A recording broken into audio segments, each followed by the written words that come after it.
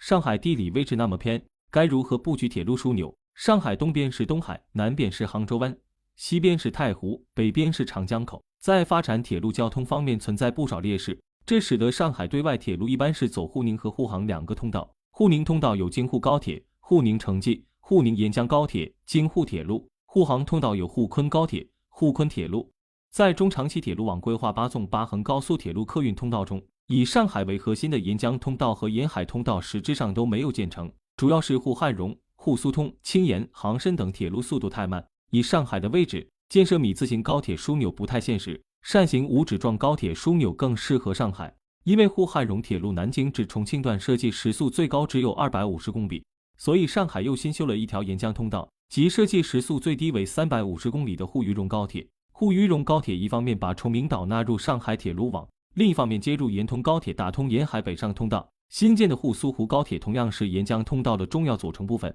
在湖州接入河杭高铁和宁杭高铁后，上海辐射范围扩大到苏浙皖3省交界地带，上海的位置的确不太好建设沿海通道，所以上海采取曲线救国的方式来布局，通过分别在张家港和嘉兴接入通苏嘉甬高铁的方式，打通沿海北上南下通道。只是沿海通道要等青沿高铁和永广高铁建成后才能完全发挥作用。上海主要有上海虹桥、上海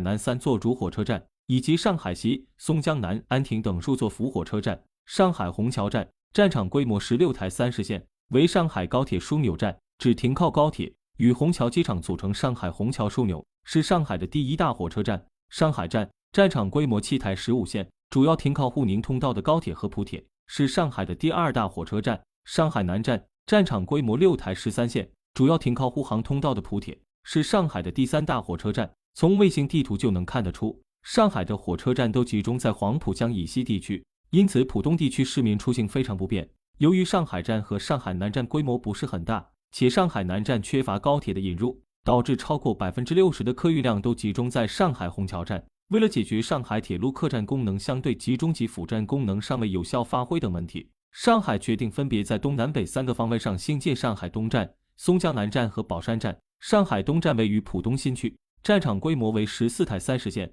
与浦东机场组成上海东方枢纽，未来主要接入沪苏通铁路和沪厦杭铁路。为了兼顾浦东地区货运，沪苏通铁路设计速度只有200公里每小时，沪厦杭铁路定位是沪杭第2通道，因此设计速度为350公里每小时。此外，上海东站还将通过机场联络线与上海虹桥站连接，通过东西联络线与松江南站连接，通过南汇支线与临港连接。为了打造上海南部铁路枢纽，上海把原沪昆铁路及松江站南移到松江南站北侧，与新建的沪苏沪高铁站场以及旧有的沪昆高铁站场合并为总规模达9台23线的松江南站。上海宝山站位于宝山区，站场规模为8台18线，建成后将弥补上海北部大型高铁枢纽站空白，沿线的市民出行将更为便捷。通过兴建高铁沿江通道、沿海通道以及上海东站、松江南站、上海宝山站等铁路枢纽，全面的上海铁路枢纽就此形成。远期规划，上海还将修一条跨杭州湾的公铁大桥通往舟山群岛，